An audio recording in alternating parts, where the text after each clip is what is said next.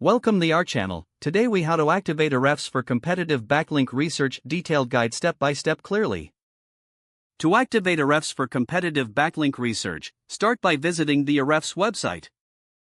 Click on the Start Free Trial button on the home page.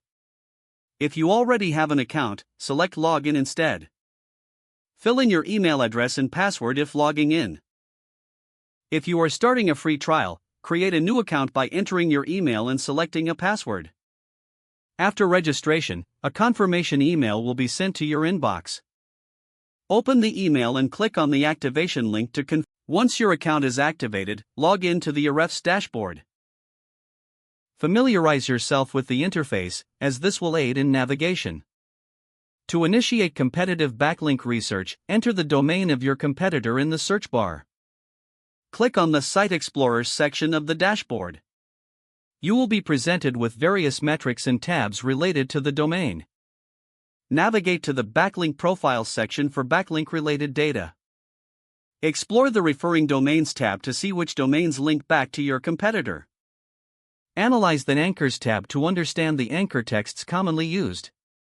Use filters to narrow down the data based on your specific needs.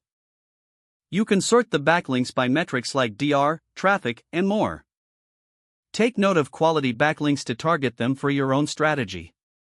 Make a list of valuable domains that you would like to approach for backlinks. Utilize the export feature to download your findings for further analysis. By following these steps, you can effectively activate Ahrefs for a comprehensive. This will facilitate informed decision-making for your SEO strategy moving forward.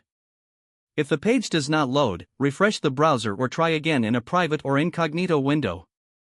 Make sure you are using the correct email address, then retype it carefully to avoid small typos. If your password is not accepted, use the reset option and create a new strong password you can remember.